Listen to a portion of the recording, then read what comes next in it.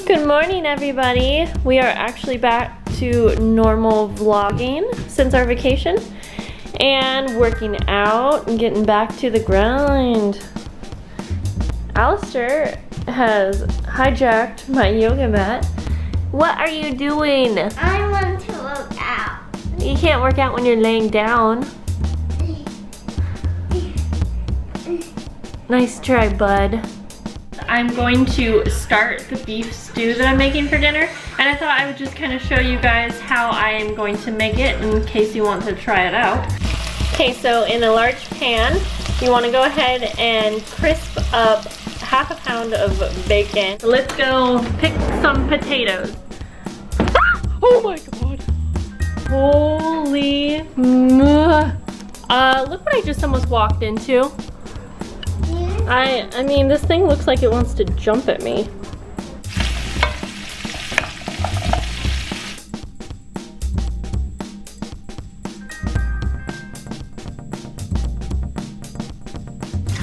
Whoop! Put that in there.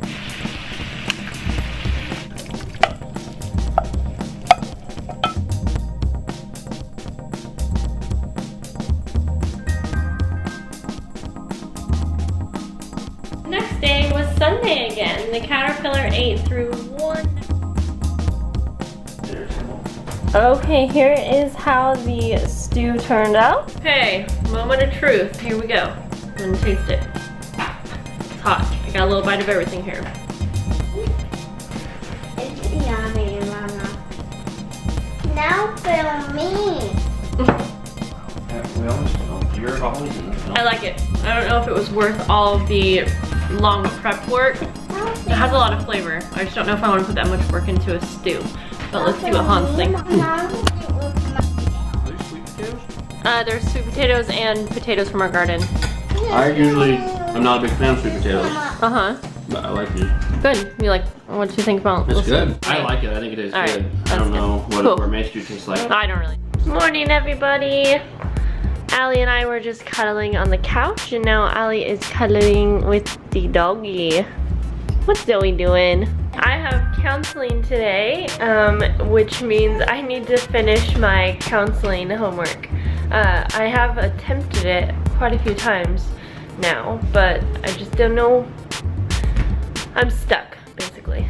So I need to get on the move. I'm working on my counseling project right now, or my homework, I guess, and I am writing a letter to my biological dad, and it's really, really hard, especially because I have this toddler climbing all over me.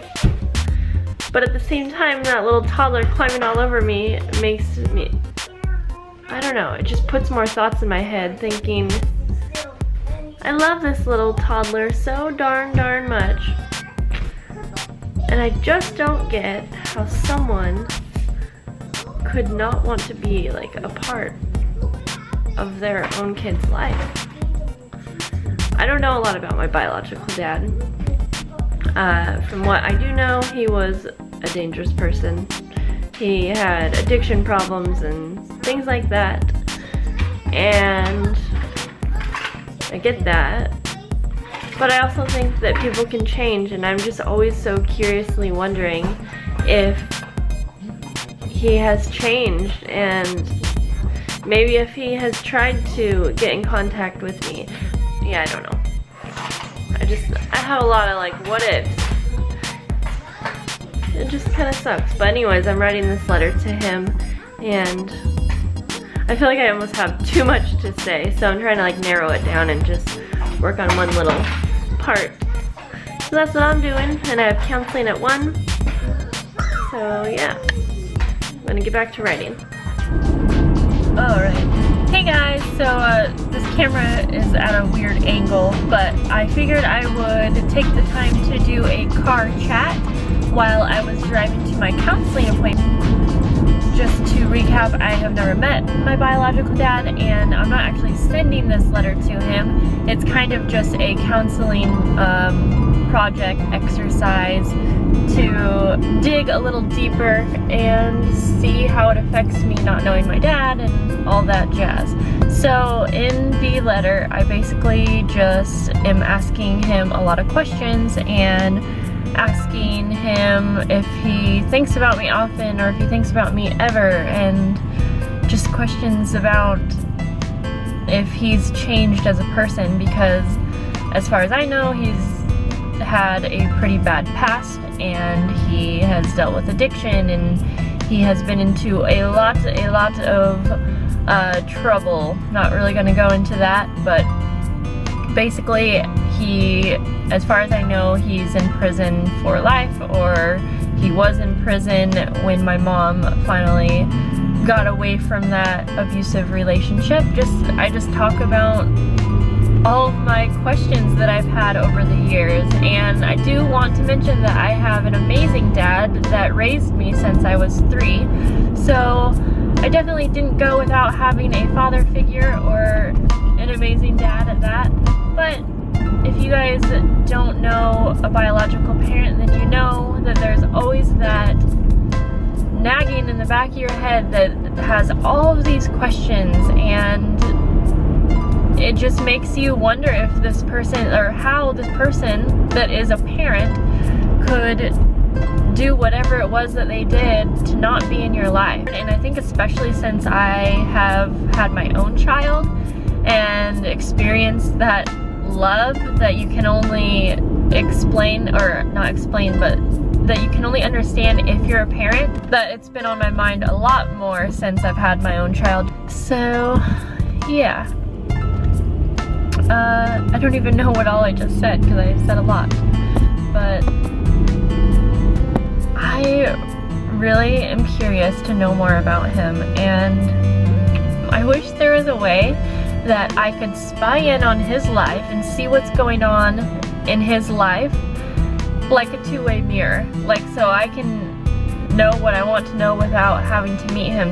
Okay, so yeah, I kind of feel like I'm just going off here and saying the same thing over 100 times, but that's basically what my letter to my biological dad talks about, and it's definitely opened up more thoughts in my head, and I don't know, I'm going to talk to my counselor today and see what she says.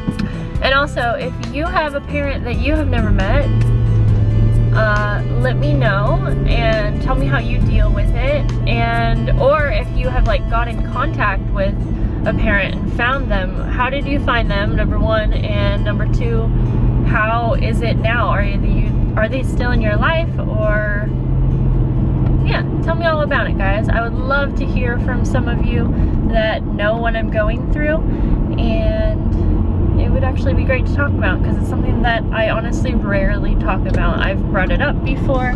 I don't mind telling people that I don't know my biological father, but it's just kind of weird since I have had a dad that has raised me.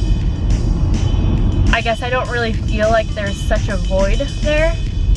But at the same time, when I'm really digging deep into who I am, into my soul, there is a void. So